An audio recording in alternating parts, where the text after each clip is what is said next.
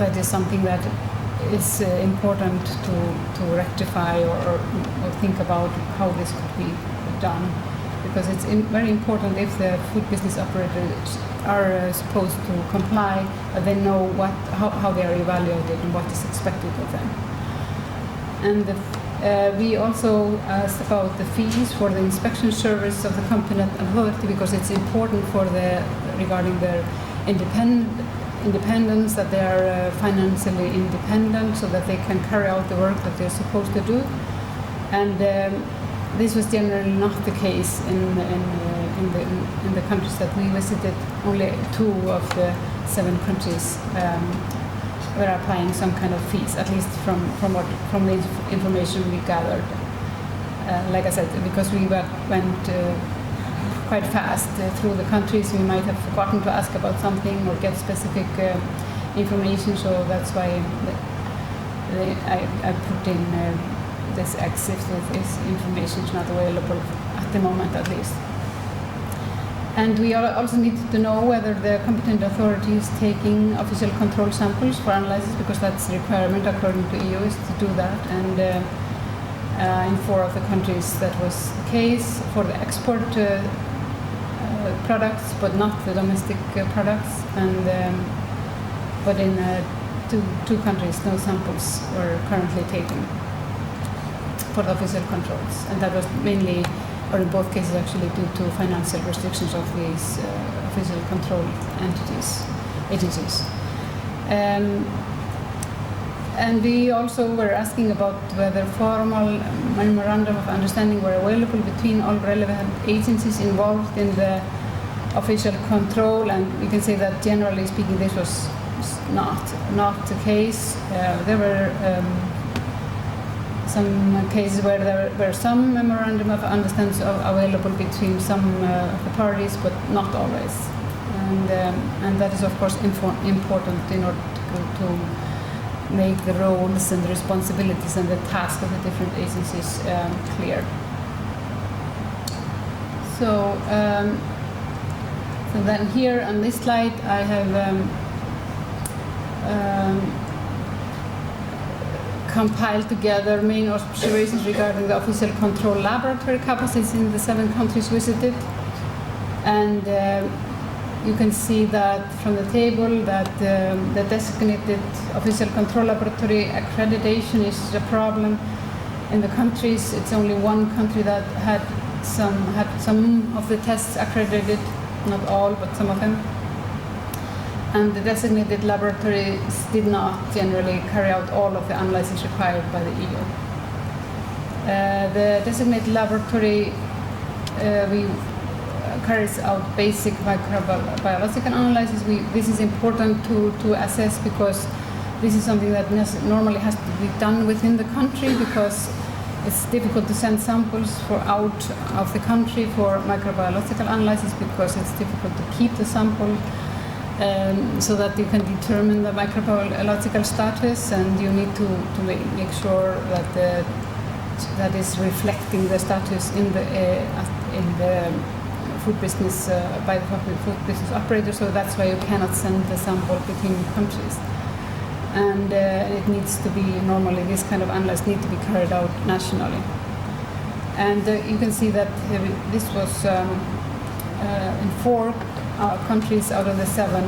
This was being done, but not in. We couldn't assess it in 1 country, and it was not being done in 2 countries.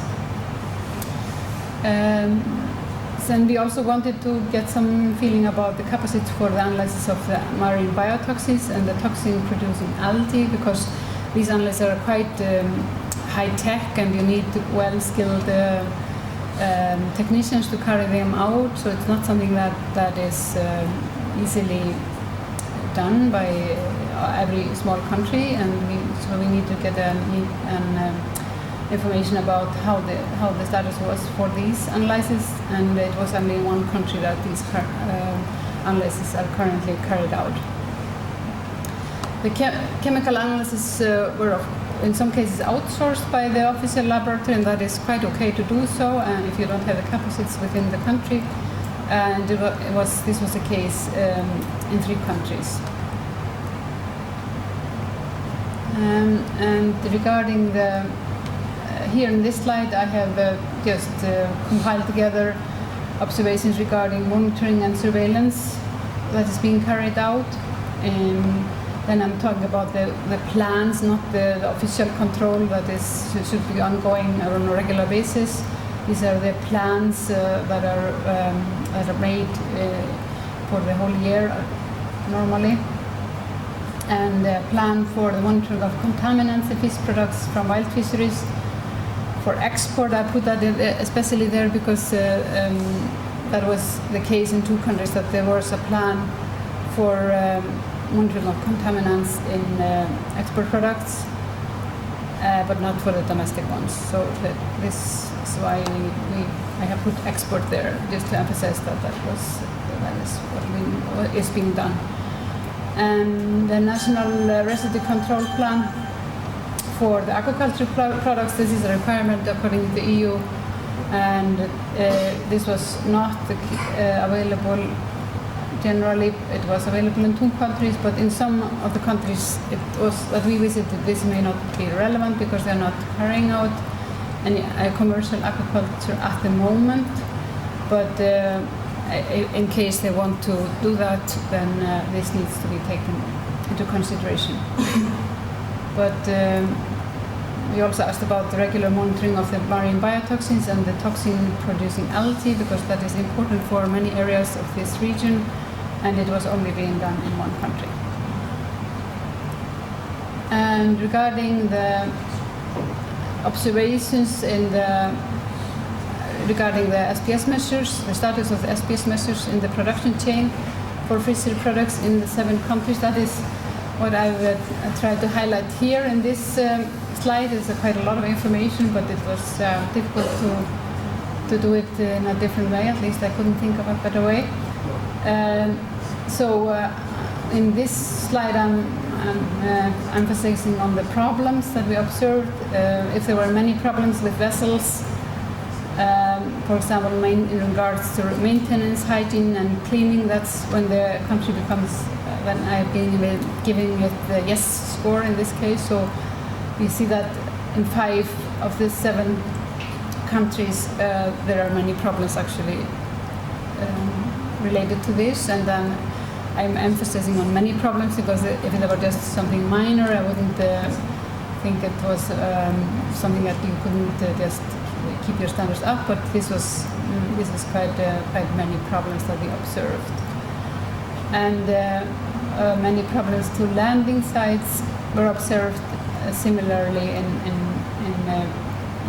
many of these countries, and that was actually more the case in terms of domestic, if it was intended for the domestic market, and not so much if it was, or generally not if it was intended for the export market.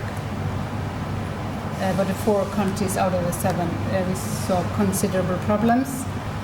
And problems related to retail, we only evaluated that obviously on the domestic level, and that was quite common when we saw that type of problem in 5 of the 7 countries, and we couldn't evaluate it in 2 of them because we didn't go to a market.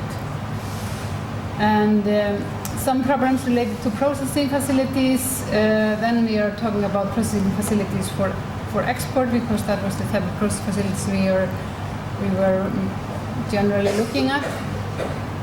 And normally this was quite in a good, we didn't observe a lot of problems when the intention was to export the products. So it looks like that the standards for the processing facilities for export is relatively good, and at least in comparison to the domestic market.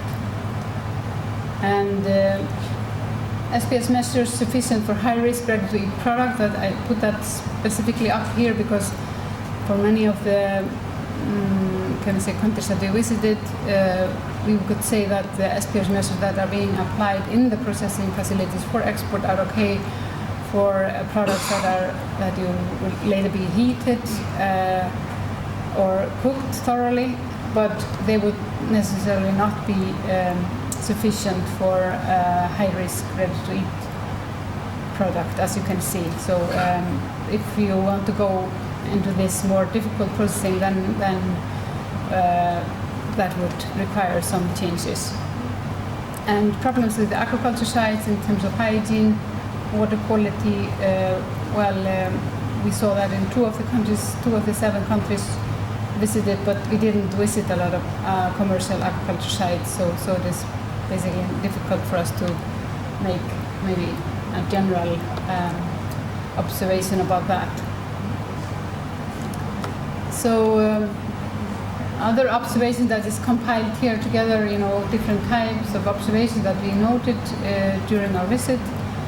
And we noted, or we were told, that persons working in the primary fisheries are, I put the question up: are they sufficiently trained? And we were told that this is normally not the case, as you can see, and whether you have currently sufficient consumer knowledge regarding proper handling of fish, and that was also generally not the case. The environmental impact assessment seems to be generally required for starting an aquaculture activity, at least from the assessments that we made in these 7 countries. And there is very limited data sharing between official agencies. Actually, none. There may be some, but we didn't hear about it, or we weren't in the position to make that kind of evaluation. And what we also noticed, and where you really can make a lot of improvement, and has already been mentioned here, is that there is very limited ongoing innovation and product development, or ongoing, and the planning for the future is also very limited in terms of research and things like that. So that is the compilation that I've done for these 7 countries that we visited, and we have, based on these observations, we have prepared a proposal for strengthening of the national and regional monitoring program plans, and these will be discussed together tomorrow. And so then you will have time to revisit these findings that I have presented to you. So this was my last slide.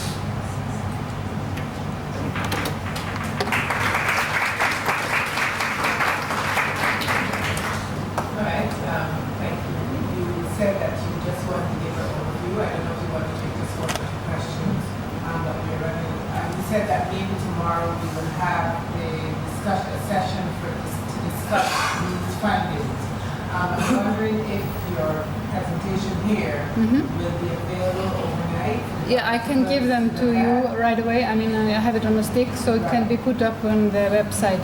So if people want to think about or reflect on it, of course, that's not a problem. Right, because then I think that the general report that was given, it does not have this overview. No, because I was preparing it on my way here.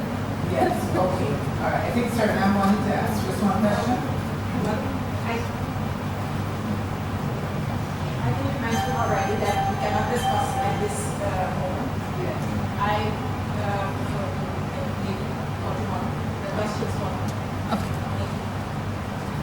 So what will happen is that Jamaica just wanted to make a point. Yes, thank you, Chair.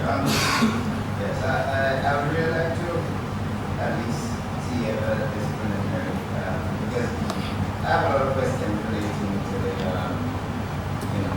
what I was seeing, because in fact, I can say that a lot of the things there, I would not agree. So what has happened, I think, you've given the general report, you have the individual country reports, Yeah. and from that, they have generated this table, which have not identified the countries. So what she will do is to present this compilation to the participants. You can look at it overnight, and then you can compare it to the report that was provided for your country to see whether or not there is any synchronization of the two. And then for those countries who are not visited, maybe these are some of the things that you can look at to see whether or not how they apply to you. You can tick those boxes for your individual country, whether you're a private sector entity or a regulatory agency or a fisheries division. And then tomorrow's session, we will then have a discussion on this. Okay, that's clear and agreeable to all? Okay, so, as I said,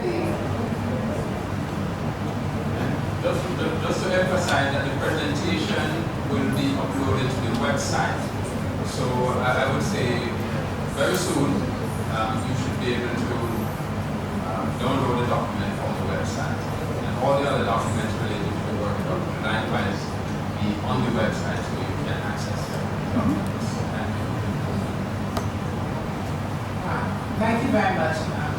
The next presentation will then be by Mr. Hedley and Dr. Grant, which did the legislative and SPS protocols and procedures, and they will present in the next hour. And right after that, we will have lunch.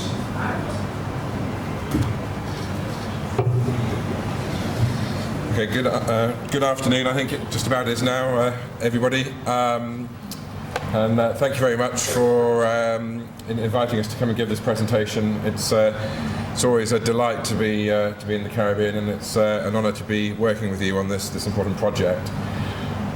What I want to do really with my presentation this morning, or this afternoon, is just give a brief overview of some of the work we've been doing, but I want to focus more on the proposals that we've started to develop to deal with the issues of harmonised legislation, harmonised standards, protocols and so on. Because I think for our consultancy, the problems really that we are trying to address were quite well known before we started. So I think as we were going through the countries, we heard a lot of reinforcement of the problems that I think were well known to exist in the first place. We found a number of new issues. We had a lot of extra food for thought and issues and challenges and ideas that we hadn't really thought of before. But I think that the key focus for us was to start working on developing a system and discussing that with the stakeholders as we went around. And I think that's where we are now, that we've got a set of proposals really. They're in our view as consultants' recommendations, but as far as you're concerned as the stakeholders, it's perhaps a set of draft proposals about the way forward. And how these developed through the consultancy changed quite a bit. So we started off with an initial idea, and by the time we got to the end of our various processes, we had something that looked quite different. And I think that's the sign of a successful consultation process, that we were able to respond and adapt to the very rich discussions we had in the countries we went to. So I want to focus more really on what those proposals are and why we think this is perhaps the way forward. Then this afternoon after lunch we'll be discussing some of these aspects in a little bit more detail. And again, tomorrow we have a session where we'll be discussing some of these aspects again with the idea of trying to validate the sort of proposals or recommendations that we've arrived at.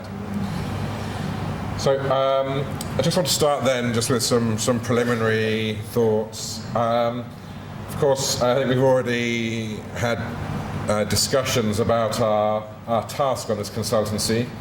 The task generally was to strengthen national, or the objectives were to strengthen national and regional SPS systems by establishing a comprehensive legislative framework for health and food safety in the fisheries sector, and to develop and organise an efficient, responsive institutional framework and mechanism for coordination at both the national and regional levels. So that's what we're aiming to achieve.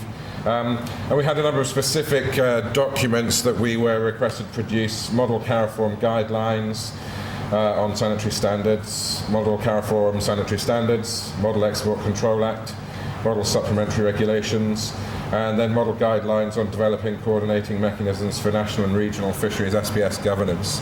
And that's really what we have produced in this consultancy, but we've perhaps slightly changed the way the documents are structured.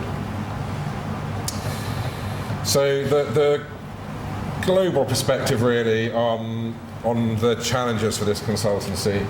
Again, I think these will be very familiar to all of you. We've got challenges just with the general international trade system. We've got increasing consumer awareness of food safety issues, which is really driving the food safety agenda in all countries. So we've got multiple and complex international standards, but these are constantly changing. They're constantly developing. Countries are changing and developing and strengthening their requirements all the time because of this increasing consumer awareness in key markets such as the US and the EU. And so ensuring an increasing market access is really the key, in terms of exports, is the key requirement we're looking at. And it's difficult to meet the requirements of blocs like the EU.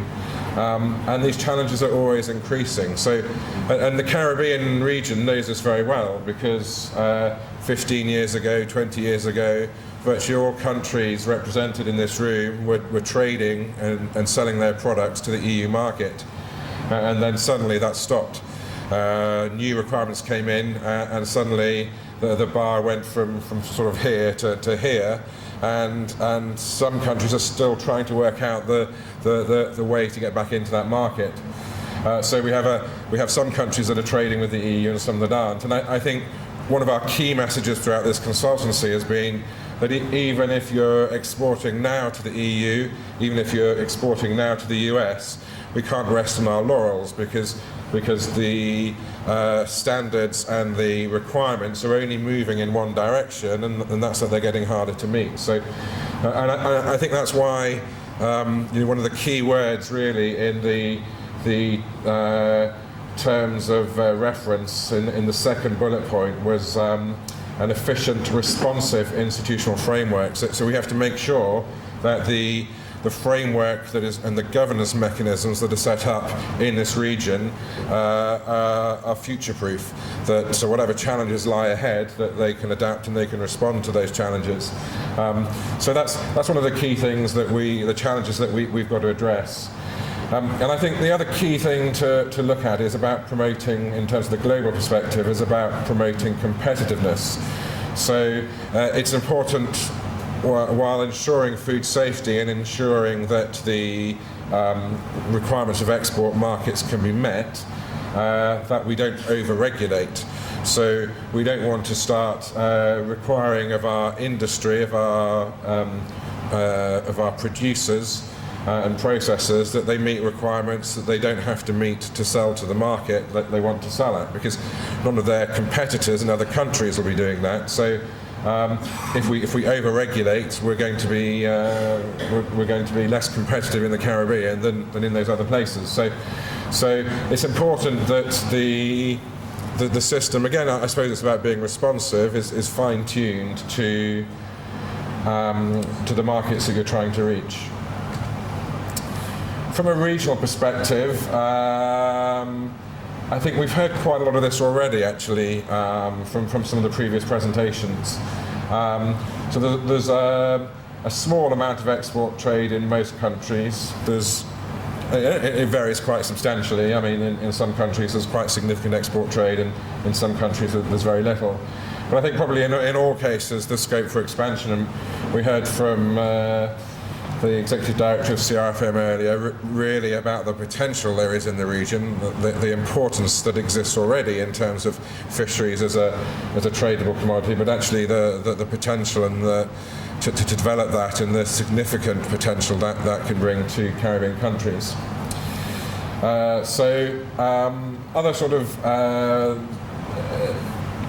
things we took into consideration when we first started this was that a lot of export happened previously to the EU, but now it doesn't.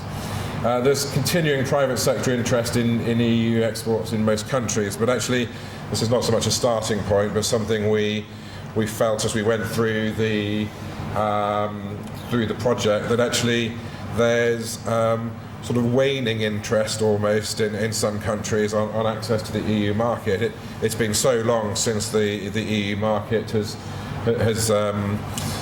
been part of the industry in some countries that the focus has gone. That a lot of producers see the challenge as being too significant in terms of the extra training capacity, infrastructure, equipment, and so on that needs to be put into it, and it just doesn't seem like a commercially viable option. So I think there's a sort of mixed attitude perhaps towards EU exports. Intra-regional trade is subject to some constraints. So we hear that there's, we're aware that occasionally there are blocks in trade between countries, that the level of trade between countries within the region isn't what it could be. And then, of course, there's significant challenges in many countries to trying to get all this right. I'll come on to some of those in a minute. And I think these challenges are common to a lot of countries. And I think one of the biggest challenges that we heard a lot as we went around the countries was just the difficulty of keeping up with the continually developing demands from importing countries. So, and this is a big challenge, because even in countries where export is happening to the European Union, for example, the legislation often actually is a little bit out of date. The legislation hasn't really kept up completely coherently and consistently with the demands of importing countries. And that's a risk. So whilst you can sort of put a sticking plaster on not having exactly the right legislation by other means, in the end something's probably going to break. And unless you've got the legislation which is consistent with what you need to be doing and what you are doing, you're carrying a risk that is sometimes you're carrying a risk that you don't really want to take. Increasing technological advances which require capacity building, training and funding. So that's really looking at the challenges for the industry, that actually in order to actually perform the tests and the procedures and implement the measures they need to implement, they need a lot more in terms of equipment and training and so on. Severe challenges due to financial, legal, technological and human resource constraints, and challenges due to sort of fragmented legislation. Multiple jurisdictions, I think, is one of the key challenges, not just in the Caribbean, not just in the fisheries sector. SPS involves so many different organisations within the process. We see a lot of them represented here today, but actually it's just a snapshot of all the organisations that you work with on a regular basis in the SPS field. And getting everybody to work together, pulling in the same direction, not duplicating or carrying out conflicting work is quite difficult. And so we without wanting to generalise too much, I mean, every country we've looked at has its unique challenges, has different objectives and aspirations, for sure. But I think actually a lot of the countries are facing similar sorts of problems, and that includes the countries that seem to be doing better, perhaps in terms of being able to export to the EU now, and the ones that haven't been able to get their legislation or whatever in place yet. So I think there's a very sort of common underpinning to what we're trying to deal with.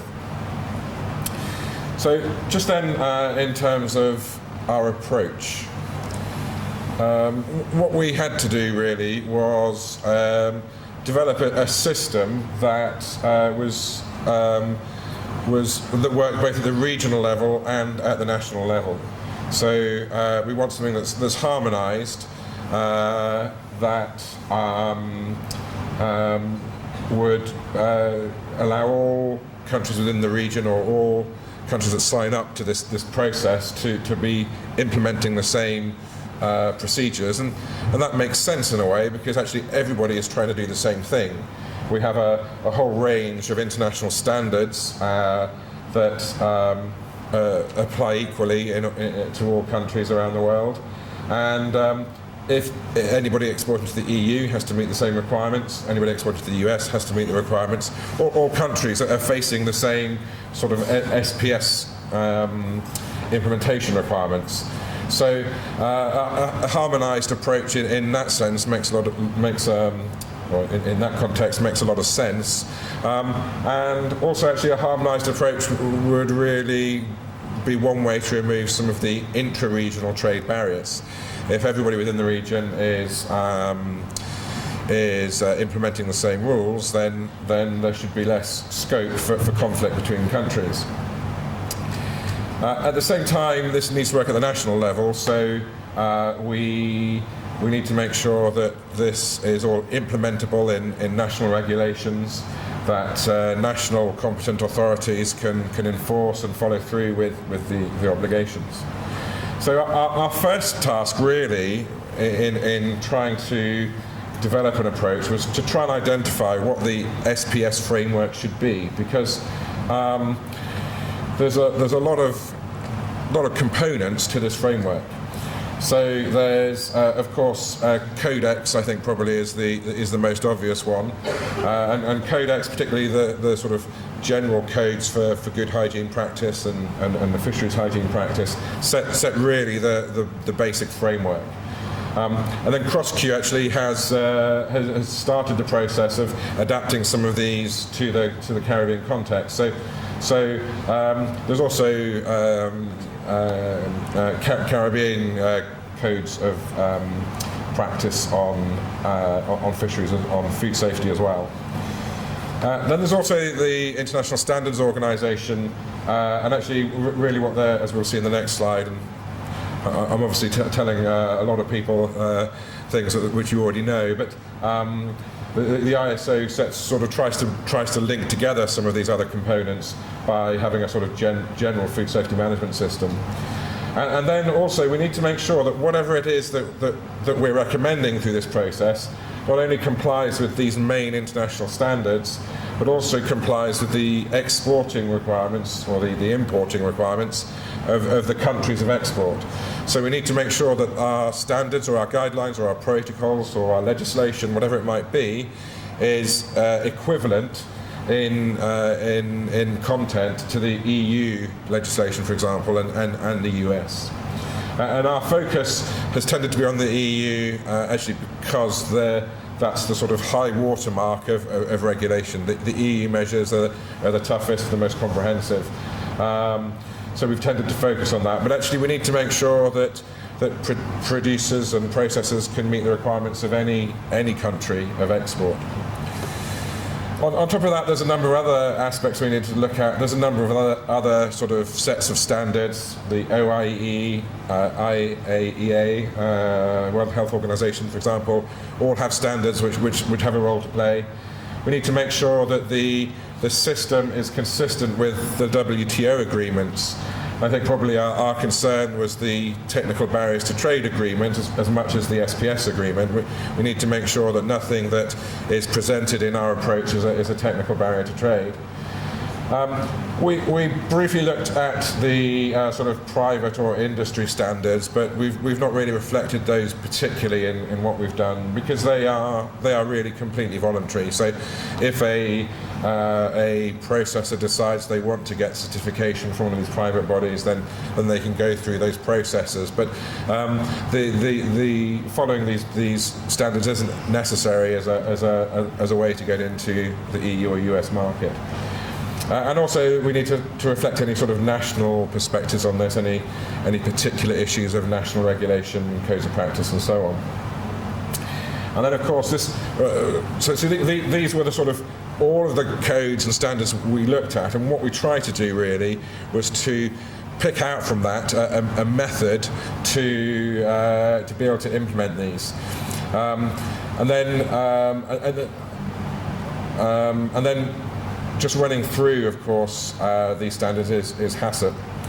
And in particular, we sort of followed what is just the completely accepted approach and set out, obviously, in ISO 22000 of the kind of stages of the prerequisite program, carrying out the HACCP preparatory steps, implementing the HACCP principles, and then the review mechanism. And our kind of approach was built on this same approach. So our first job was to have a look at these international standards and just understand what the role of these were in what we're doing. So the standards set out globally accepted and regionally adapted standards for fisheries and food safety management. And they set the fundamental requirements for food safety and offer a comprehensive code for international best practice. I think one of the first comments to make is that as regards standards specifically, there's already an organisation in the Caribbean which has responsibility for developing standards. That's of course CrossQ. And actually, we felt actually there was nothing really to, no requirement to change or make any recommendations about that mechanism or process, and that the CrossQ should continue, obviously, with the role it's been given. And actually, what we really felt was that there was no real need to, in our consultancy, to develop new standards. Because the global standards already set the framework. So what our focus really is on about identifying the measures and methodologies to implement those standards, so that we can ensure that the harmonised approach or the national approach is consistent with those standards. So we're not trying to reinvent the wheel, and we're not trying to change the CARICOM mechanisms set out in CrossQ. We're very much leaving that apart. Leaving that as it is, but we want to develop a system which has enables a prerequisite program, the HACCP implementation, and the management and review process to take place in a way that's consistent with these international standards. So actually, in our analysis, what was more important to us is what the standards don't do, and I think, or they don't necessarily do. And I think one of the first things is that a lot of them, this is not true for all of them, but a lot of them don't provide specific direction on the steps to be taken. So that they set out the broad principles, the types of measures you need to take, what needs to be included in your documentation or your plan or your process, but they don't specify exactly the detailed steps you need to be taken. That need to be taken. Whereas you do see those in regulations, such as the European Union regulations and in national regulations within the Caribbean. So there's a step of implementation beyond standards which we need to fill. They don't guarantee compliance with export requirements. So again, the export requirements of the EU and so on go beyond or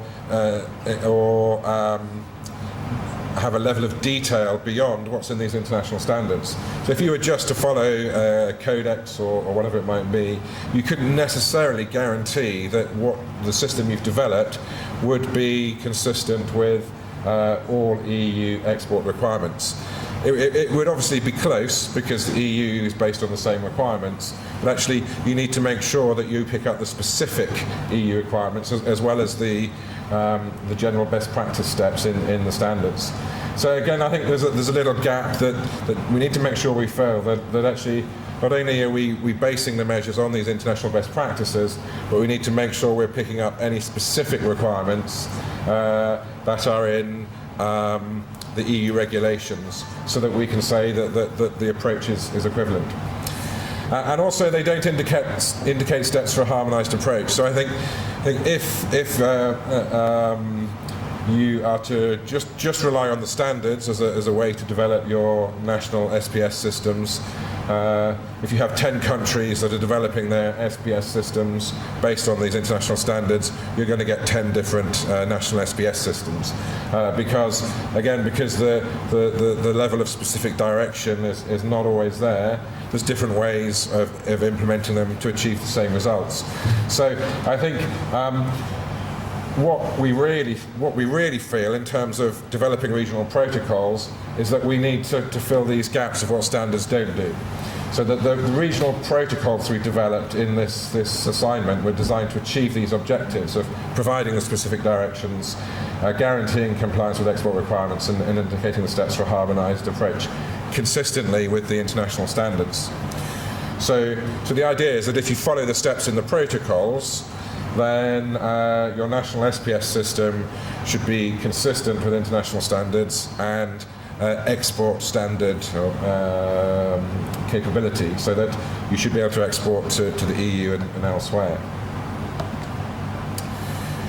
So the role of the protocols is to describe how to implement the global standards and export requirements. The idea is that they contain all the technical requirements typically contained in regulations.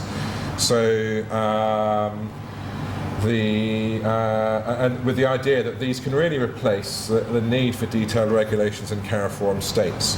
So what in a way, the sort of concept here is that we will transfer the detailed technical requirements of legislation from national legislation to these regional protocols, and that these regional protocols will be managed at the regional level, and they can be kept up to date at the regional level.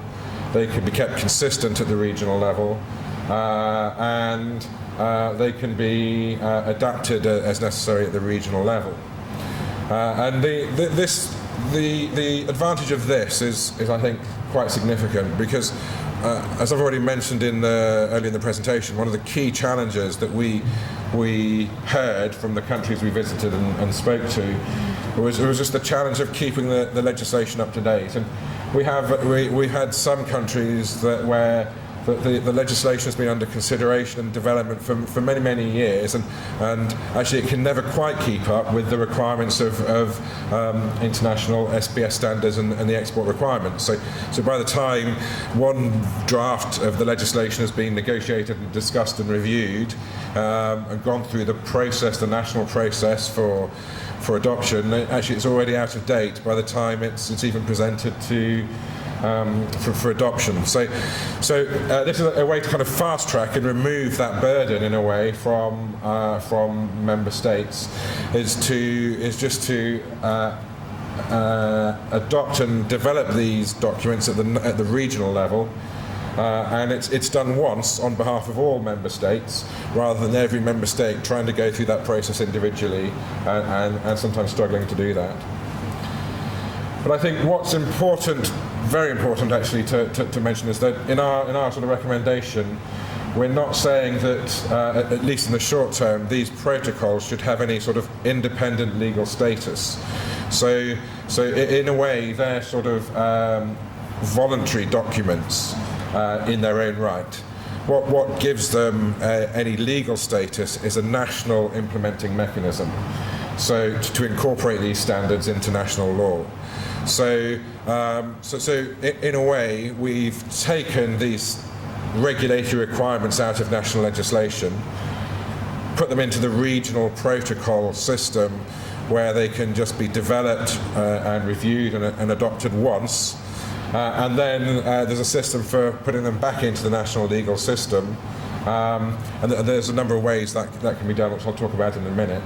But we're not talking about a system whereby a document might be adopted at the regional level and suddenly becomes automatically binding on all CARIFORM or CARICOM countries.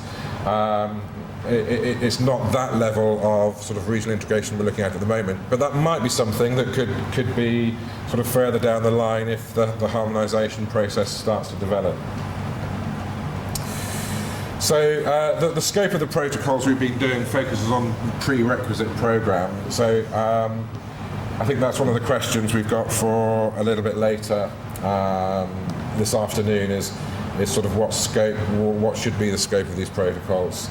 But these are the sorts of things we've been looking at: water quality control, pest control, personal hygiene, and so on.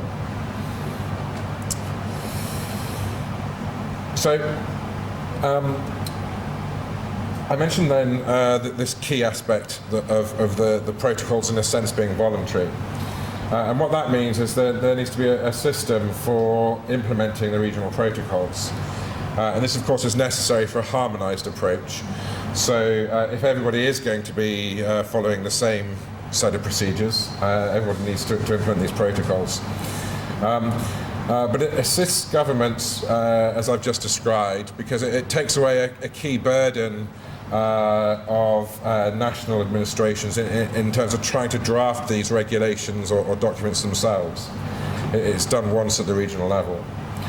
But also it's designed to assist operators. So the protocols are designed to be a little bit more user-friendly than regulations. So if you look, for example, at some of the regulations, not just in the Caribbean but elsewhere, that try to implement SPS. You've maybe got a document that's about 100 words, 100 pages long, written in legal language, with the requirements spread out in maybe 4 or 5 different places. You might have the definitions at the beginning.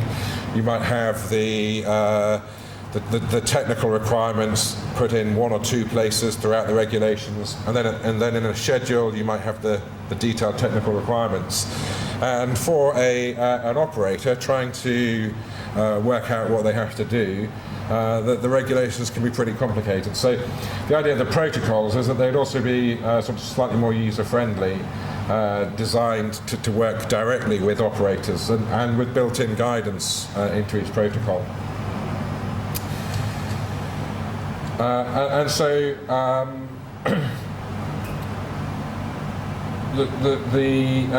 as I mentioned, the idea is that these protocols would be incorporated back into the national legal system. Now, that's just one step that needs to be taken in terms of developing a robust legislative system for SPS. So it's important that operators can carry out the technical requirements, but these technical requirements need to be guaranteed by legislation. So the European Union, for example, isn't going to be satisfied with just a set of voluntary protocols that need to be followed. They need to be backed up by legislation. So in our model legislation, we provide a mechanism for bringing these, as I've said, bringing these technical protocols back into the legislation, and for making them enforceable and subject to official checks and controls. So, and the mechanism that we sort of recommend for this really is just through the licensing system. So, in effect, the compliance with these protocols becomes a requirement of the license. So in order to get a license, you need to demonstrate, among other things, you need to demonstrate that you can apply these protocols. In order to keep your license, you need to demonstrate ongoing compliance with these protocols. And that's just really the same as it is at the moment with the regulations. So in order to keep your license and obtain a license, you need to prove you can implement all of these measures that are currently in regulations. And what we're saying instead is, well, you have to comply with these requirements, but these are now set in protocols which are attached as part of your license. And then, of course, the license then becomes the main, the control mechanism, and you can implement official checks and controls. But it's important, if we're doing this, that the protocols are written in language that's capable of being enforceable. So the protocols need to be clear about what the legal obligations are, what the steps that must be taken are, and it needs to be capable of an inspector having the protocol in his or her hand, going into an establishment and sort of verifying whether an operator has met the requirements or not.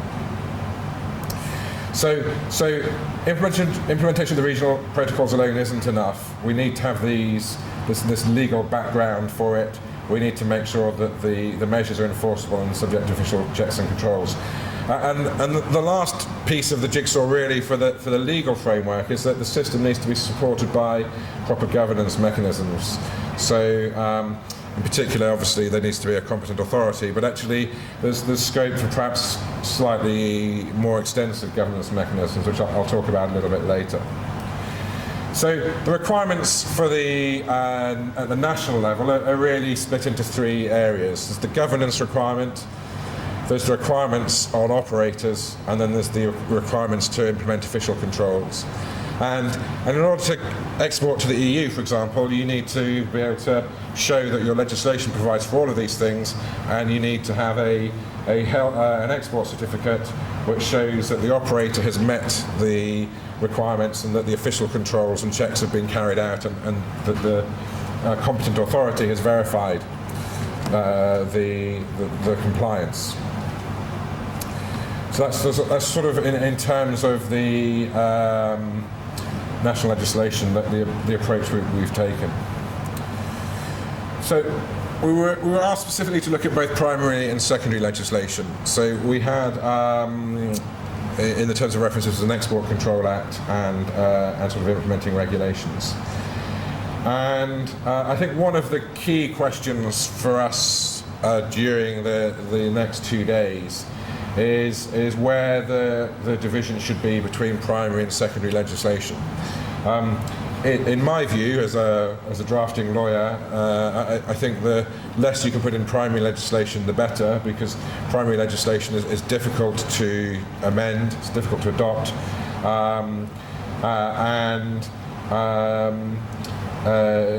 whereas secondary legislation, regulations, is the opposite. It's much easier to adapt and change and so on.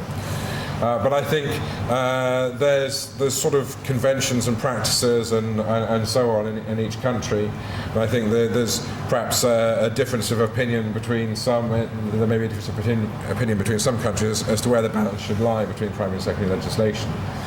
But we've gone for, at least in our proposal at this stage, sort of fairly light primary legislation. And the legislation is essentially concerned with governance. So it needs to define all the powers that the minister has. It needs to define or enable the competent authority in its role. So the details about the competent authority in its role could be specified in regulations or in the primary legislation.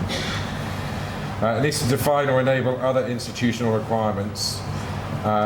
It needs to provide for or enable implementation of regional protocols. So I think this is probably something that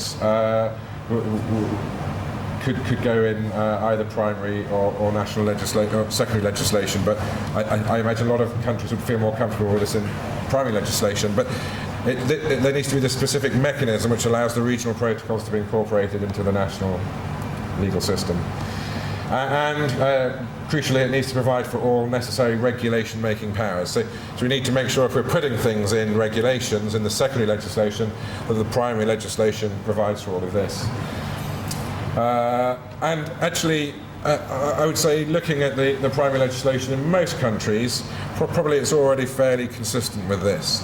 So if you're going to go for something that's fairly sort of light in terms of the primary legislation and fairly general, a lot of primary legislation in the countries already probably provides all of the powers you need to put everything into regulations.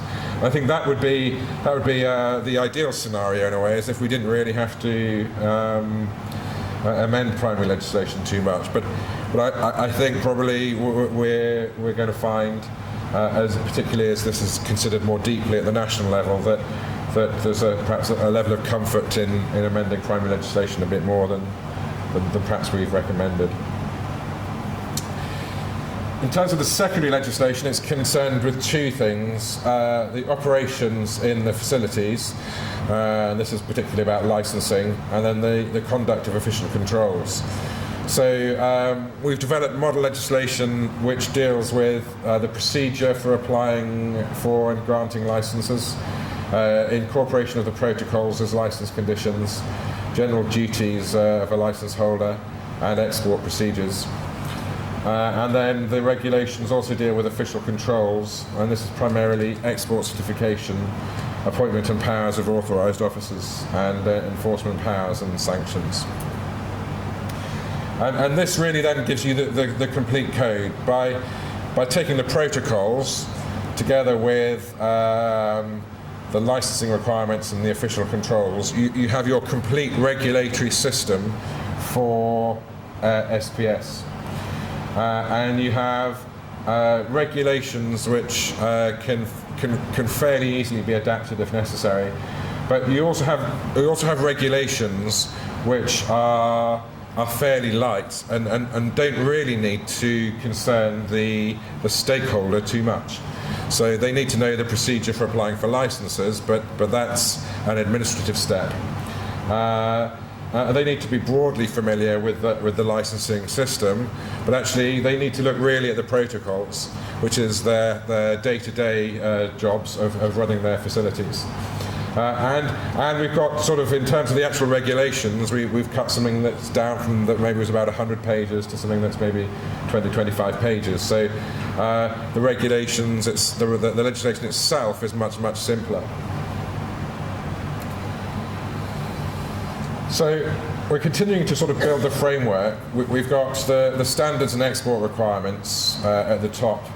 The regional protocols are the specific documents which direct countries on how to implement these international standards in the facilities in a way that is compliant with not only the international standards but EU requirements and so on. Then we implement this first of all through primary legislation, which is mainly about just defining the general government system and enabling the protocols international legislation, and then the secondary legislation which deals with official controls and licensing. And then in terms of completing the framework, the sort of bottom rung is to produce guidelines. So this includes guidelines both for operators and for inspectors. Operators can have guidelines on how to implement the protocols, on how to develop a HACCP plan and so on. Inspectors or authorised officers can get guidelines in terms of standard operating procedures and manuals and so on. And this is sort of how we've sort of built this framework as our model, and we've produced various documents that go with that. So we've produced a sort of first set. We're still sort of ongoing with some of them, but we've produced a first set of regional protocols, which is one of the things we want to consider this afternoon. We've produced a model act or model provisions defining the primary legislation. We've produced model regulations which are the secondary legislation dealing with licensing and controls. As regards guidelines, each protocol has built in some guidance. So the guidance is integrated within the document that contains the actual requirements. And we've also produced a guidance document on developing a HACCP plan based on sort of international models, particularly the US model of HACCP guidance. But obviously there's other things which could be developed as this process moves forward in terms of additional guidelines, possibly additional protocols, and I think that's one of the things we want to talk about this afternoon is the scope of these protocols. But the sort of it was sort of a little bit of a step-by-step process developing this. We in the end sort of started producing these documents and then realised actually we needed to sort of build a system on which to put these documents, and I think this is what we ended up with. And we can see we can go all the way down from implementing the international standards to a complete set of documents and procedures and processes which should enable this to happen. So I just want to, I'm going to run over a little bit. I was given a brief of trying to keep it to 45 minutes, so I think I'm going to slightly miss that, but I'm nearly finished. I want to talk a little bit about the regional governance, regional national governance mechanisms, which are what support this. So we've got a system, but actually at the moment it's just a system produced by some consultants, and actually there needs to be a process to support and develop and keep these going. And we've made some recommendations about that. And I think the first thing to point out is that at the regional level, we think there should be sort of ownership of the framework at the protocol level and the guidelines level at the regional level. So whatever mechanism that might be, there should be a regional mechanism which is responsible for developing these protocols, keeps these protocols up to date, liaises with the EU and maintains an effective dialogue with the EU and the US just to make sure actually the changes in the protocols can be anticipated. So rather than suddenly, and this is one of the actually very practical problems that we heard as we were going around the countries, that actually sometimes countries weren't even aware that there had been a change in EU regulation. There was no effective system for the EU to notify these, and there was no effective system for countries to be able to identify and get information about some of these changes. And actually, the regional organisation, the regional mechanism, can maintain a better dialogue with the EU and the US and perhaps anticipate some of the changes that are required a little bit better. And I think the guidelines should also, should also sensibly be developed at the regional level, because they're implementing the same protocols, the same requirements. Harmonisation is going to fall down a little bit if separate sets of guidance are produced in every country, but actually also it's a question of economies of scale, actually, which was Peter Murray's point this morning. That why produce the guidelines separate in each country when you're just going to get 15, 16, 17, 18 different versions of the same document in a way. So better to produce that once and combine everybody's expertise. But obviously there needs to be national ownership of the legislation. So the governance, location of the governance for that is at the national level. And we produced a sort of, it's a proposal, I suppose, a roadmap perhaps of how we see the regional and national governance being built. And the functions of a regional governance mechanism need to be coordinate or the coordination and cooperation amongst the regional institutions concerned with SPS in the fisheries sector. So we've got a number of organisations which have a role to play in terms of fisheries SPS.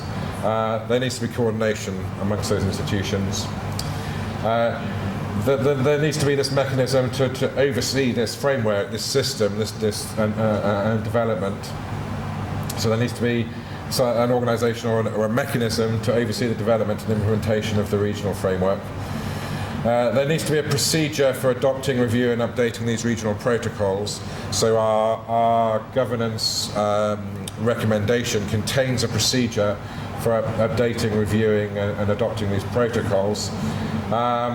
And this mechanism also needs to oversee the long-term strategies. So we focus just on legislation in our consultancy, but actually the regional mechanism needs to deal with all areas of policy and think about what the needs and kind of development might be in 5, 10, 20 years' time. So our approach then was to suggest that there should be a regional memorandum of understanding between the key regional organisations.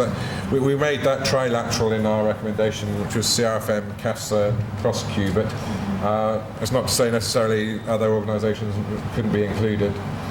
And the key objectives include really what I've just said, plus enhancing the action and operation of each party, avoiding unnecessary duplication of efforts by any party in the fisheries sector, and then the specific functions to implement the regional SPS framework, including the management of the protocols. So there's a draft MAU included which sets out a mechanism for cooperation at the regional level. And as I've just mentioned, there's a mechanism for reviewing and adopting the protocols. which includes all the key actors again, both regional and national. It incorporates a process for separating the standards, protocols and guidelines. So there's a sort of decision-making process built in to say, in relation to any particular measure or document or process, should this really be a standard that CrossQ should adopt? Is it a protocol that should be adopted within the regional system, or is it just really something we can put into guidelines? So there's a sort of filtering process in the mechanism to decide what type of document is really required, and then for the protocols it implements a detailed review and adoption process, which includes both a sort of expert or technical review stage plus a sort of procedure for ratification by national governments. So although these are of no legal effect in their own right, these protocols, the intention is that they'll be implemented by all national governments, and so national governments have to be okay with them before they're adopted. Then, in terms of the national governance, one of the key aspects really is to have clearer definitions of governance in the primary legislation. And these are the things that we were talking about earlier, defining the powers of the minister, defining or enabling the competent authority, and so on. So we need to make sure, as an essential component of governance, that these aspects of governance are clearly defined in the legislation. Normally this is in primary legislation, but actually it doesn't have to be, as I said earlier. The key establishment, the key step, I think, really, though, in terms of national governance, and this goes beyond just the fisheries sector, is the establishment of the national food safety agencies. So that's a sort of a process beyond this consultancy, the target of this consultancy, in a way, that there's no point, in a way, having a completely separate governance mechanism just for fisheries, when there needs to be an overall food safety governance mechanism which is sort of the NAFSA's. So our recommendation is that process of establishing national agencies or national authorities should continue. But the key challenge then is to connect the NAFSA's with the fisheries sector. So it might be that there should be a fisheries committee or subcommittee within NAFSA which specifically addresses the fisheries sector issues. And I think hopefully I can illustrate this a little bit by my indicative map that I always like to drag out in a presentation. That you've probably all, or a lot of you have seen the presentations before, will have seen this. But I mean, the number of stakeholders involved is pretty massive. I mean, we said this is one of the key challenges in terms of SPS is just the number of public agencies and other stakeholders involved. And the problem is that when you look at some organisations such as a National Food Safety Agency, it probably connects these groups of stakeholders. So obviously the Fisheries Department as part of central government, it's an organisation primarily concerned with coordinating central government, plus the other agencies and services involved, particularly veterinary services, of course. But also it's an organisation which engages with the external stakeholders on behalf of the country. So that might be trade partners such as the EU and the USA, and the regional organisations such as CAFSA and CRFM. But the Fisheries Department itself, on the other hand, connects this way, which is more or less everybody else. So the prime stakeholders that the Fisheries Department will deal with will be the industry itself, and NGOs and other civil society organisations. And so we've got this sort of gap, really, where the Food Safety Agency is connecting one group of stakeholders, the Fisheries Department is connecting another group of stakeholders. And what we actually need is something that connects all of the stakeholders together. So I think in this sense, this is where something like a fisheries subcommittee or a fisheries committee comes in. We don't want to create a whole new organisation and sort of authority or system or agency to deal with this need to connect.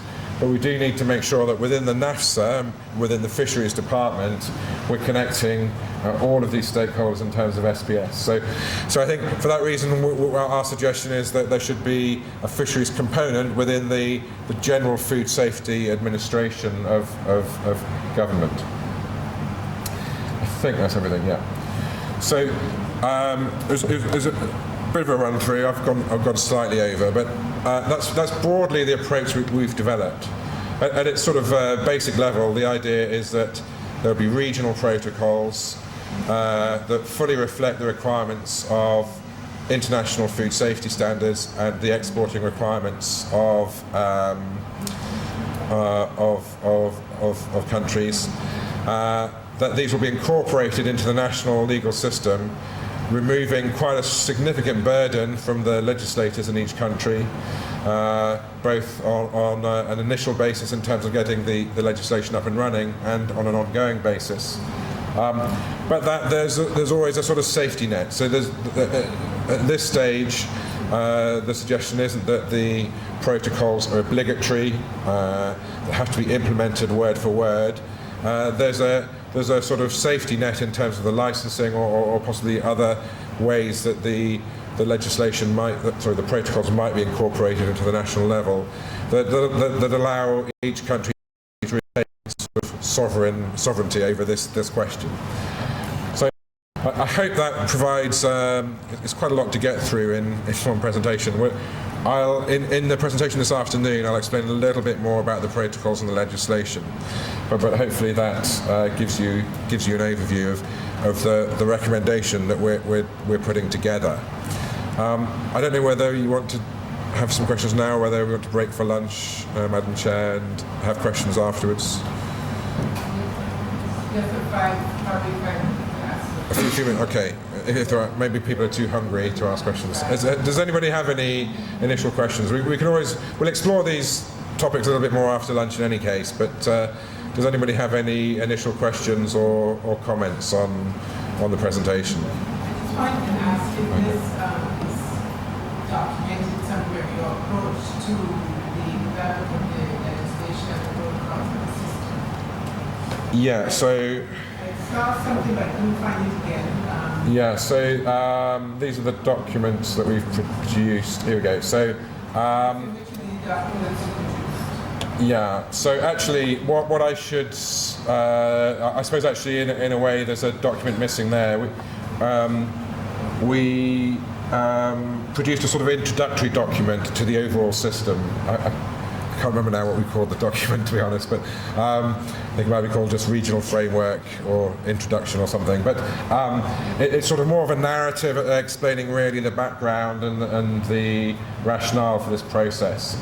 But that's a document that contains the MOU for regional, it's really the governance sort of proposal that contains the MOU for the trilateral mechanism and the regional protocol review mechanism, and contains sort of initial recommendations about regional and national governance.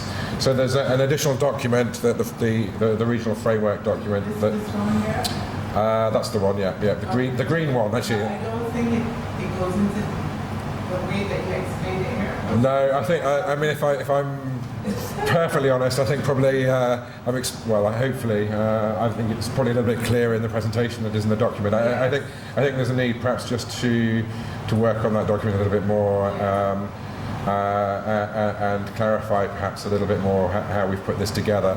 That's something I wondered, and it's your first comment, so that's obviously something we need to do. Why I'm asking that is when on the basis that there's some legal persons here, then are you required of like a document like this necessary, which is a finished document? They tend to prefer, well, we will accept this probably, but if you have the narrative as you have explained, your thought process and all that attached to that very clearly, then they would probably identify that as the policy. And therefore, governments will have them to agree on that as the way forward with this. And then legislation and all the other things will add to it. So we need to have as clear as we provided there. Yeah. Written that can. Yeah, I think might just be worth sort of explaining where perhaps we are in terms of the documents and the overall process. I mean, what's being proposed here is something in a way that's quite novel. It's quite a departure perhaps from what the existing systems and approaches you have, and to sort of and it also ties into what's happening in terms of the other components of the project in terms of food safety and plant animal health. And we're really at the beginning of quite a big process of a significant upgrading, I think, of the SPS systems in the region. So, and I think that there's quite a long period of reflection ahead in terms of how these documents are going to be reviewed at the national level and at the regional level. And I think Peter Murray was explaining that actually the next stages for taking these documents forward and other documents within the programme have already been put in place, and they include further reflection at the national level and regional level. And what we're the stage we're at, I suppose, today is the first opportunity to look at these documents, get some feedback and direction as a group. So I think what we're looking for in terms of ourselves as the consultants in the today and tomorrow is a validation of the overall approach, but actually specific feedback on some of the aspects of it. So I think we've got some, once we've had these discussions, we're going to go back and update these documents, and then I think there'll be an opportunity to distribute them again for sort of final comments. But the documents should still be considered as draft documents at the moment, for sure. Okay, right. Because I just wanted to say that your approach again will have bearings on how to do other legislation for other aspects of SPS. But I recognize that Jamaica wants to store, so. Thank you very much. Quite a mouthful in terms of presentation. And you did mention, one thing you mentioned earlier is the thought of over-regulating. I say this because what seems to be happening here is we have sets of import requirements for different regions, for the region of the EU and for the United States, Canada, etc. And we get caught in between a system where you try to develop guidelines for a specific market, say the EU. One of the challenges that I face is a lot of the potential exporters and even consultants from the EU come and say, hey, look, you guys are over-regulated. The monitoring from the production area, harvesting, transport, processing, etc., the environmental monitoring, all of that, it's something which, and Dr. Grant can attest to that, it's something which Belize is not new to it, Jamaica is not new to it, and one of the other countries. But the more you move on that roadmap, it's the more either the communities change or the goalposts is shifted, and they talk about frequent amendments to EU legislation, so that you have to also keep up with those, and they happen very frequently, probably every week, every 2 weeks, every month. So therefore, one of the things we have to ask ourselves is, do we sit down and say, okay, I'm going to try to access the market which sticks to basic requirements, based on the OIE guidelines. But the problem is that a lot of countries forget about the OIE or other international standard setting bodies and set their own. That is the greatest challenge to trade. And so therefore, how do we approach it? Do we satisfy the EU requirements and then you don't satisfy others? So and I can say that when we do all of this, it doesn't cost, it's not a penny, it costs millions of dollars to put these things in Yeah, of course, yeah. I mean, I think we come back to the sort of the terms of reference, really. I think about the responsive institutional framework. I think that's what this is, or needs to be, and is designed to be. So that the regional mechanism would sort of respond to these issues. It would keep track and have a dialogue and an engagement with the EU and other countries to make sure that it's fully aware of the changes in these in the procedures. If necessary, if there's a need to revise a protocol, then the regional mechanism will initiate that process, and then there's a process set out for how that's done. And then the regional mechanism also has the responsibility to disseminate the information about that. So, and I think that, that's sort of getting a little bit further down the line, but there would need to be a sort of communications protocol in a way about how this information is disseminated and how it's made available in a language that stakeholders can access easily, and so on. And again, it's about the economies of scale, that this can be done once on behalf of the whole region, and saves one person in each country having to keep an eye on these things themselves. In terms of your comment about focusing on EU standards and then perhaps other standards get overlooked, I think that's again a job of the regional mechanism to discuss the protocols in detail and then think, well, this is what we should be achieving in terms of the standards here. But it's something that's easy to say and very difficult to achieve. I mean, as soon as you're trying to develop regional documents, you might have countries that have very different views on that. So, which is why there's a sort of a mechanism in place to do that. But my feeling very much is that this is all better resolved and dealt with at the regional level, just simply in terms of an economies of scale and harmonisation. So we're able to sort of remove a lot of work from national governments by doing this once at the regional level rather than multiple times at the national level. I'll just take one more question from Mr. Cotton, and then we will tackle. Okay. Thank you. Well, first of all, let me thank the consultant for the comprehensive presentation. There are a lot of issues that we need to explore and delve into a little more later today and tomorrow. One of the things that I think we need to look at very carefully is the regional dimension, the regional framework.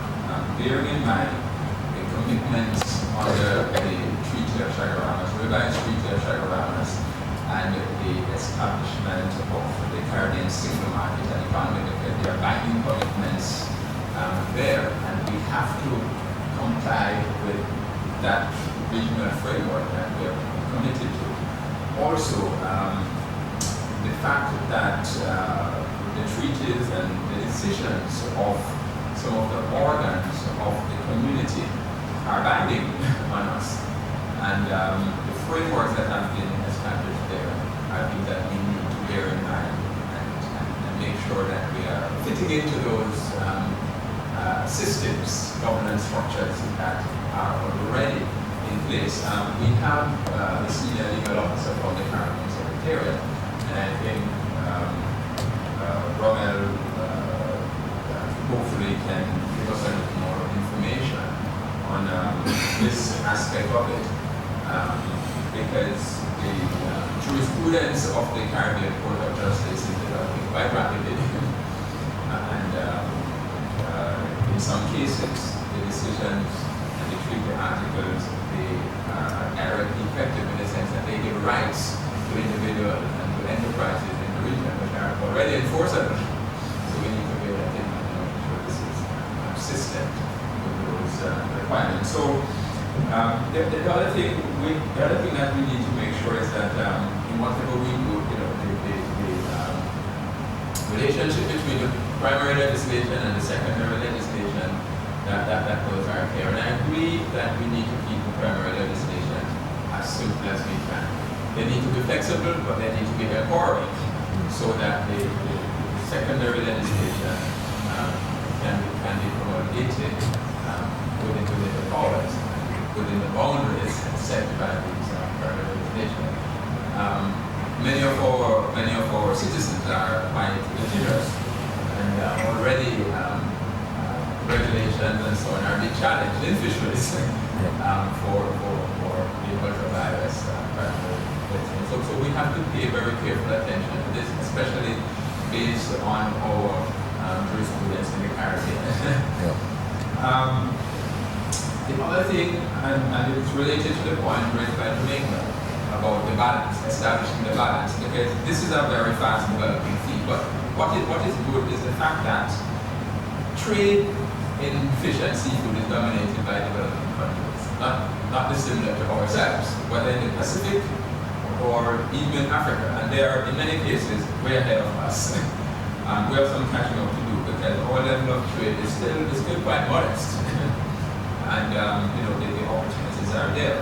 However, we have to be careful, and this is where we have to think very carefully and discuss and clarify what we're doing, because we need to make sure that we put in place a system to take advantage of the opportunity. And I've seen like Iceland. They're perhaps some of the best in the world as far as trade capacity for fish and seafood is concerned.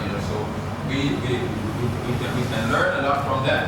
They were a developing country only a few years ago. Now they're a developed country. They get enormous resources, benefits from their marine resources.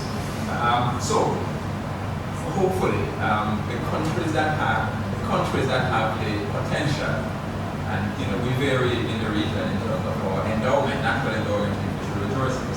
The countries that have the potential can in fact get out on the top of the curve, where we are able to take advantage of the opportunities that's available internationally, whether in North America or in Europe or wherever.